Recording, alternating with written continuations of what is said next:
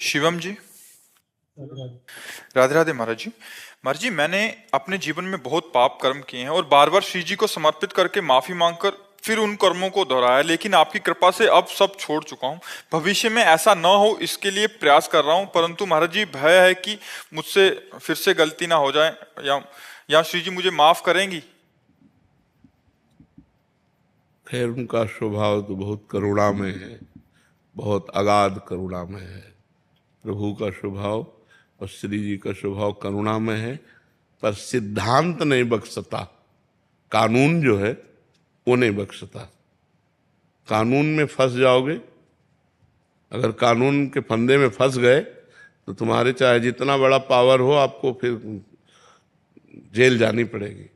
ऐसे ही हम भगवान से तो जुड़े हुए हैं, लेकिन कानूनी हम गलत करते हैं, बार बार गलत करते हैं। तो फिर एक बार तो क्षमा है। जैसे आज हमने सत्संग सुना और हमें पश्चाताप हुआ कि हमारे द्वारा बहुत पाप हुए, और हृदय में ठान लिया, अब लो नशानी अब ना नशे। आज तक गलत किया, हे शरणागत प्रतिपाल प्रभु, अब मेरे से गलती नहीं होगी। और प्राणपन से इस बात का निर्वाह किया कि मैं मर सकता हूं पर पाप नहीं कर सकता। खत्म हो गया। सर्वधर्मान परित्यज्य मामेकम शरणम ब्रज, अहम त्वाम सर्व पापेभ्यो मोक्षयिष्यामि मा शुचः। भगवान कह रहे, मैं तुम्हें समस्त पापों से मुक्त कर दूंगा, तुम मेरी शरण में आ जाओ। पर इसका मतलब ये नहीं जो आपने कहा कि पाप किया श्री जी क्षमा करो, फिर पाप किया फिर श्री जी क्षमा करो। तो हमने स्वभाव बना लिया कि नए नए पाप करते रहें, और भगवान तो कानून कानून होता है। अगर अपना बेटा भी कानून में फंस जाए तो आप छुड़ा नहीं सकते।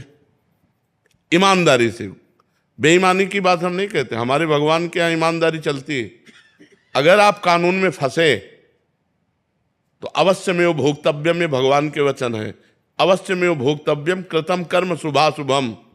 अपने शुभ और अशुभ कर्म का फल आपको भोगना पड़ेगा। तो ये डरो, इसका मतलब ये नहीं कि आप राधा राधा कह लोगे और श्री जी क्षमा करो तो क्षमा हो जाएगा, ऐसे नहीं होगा।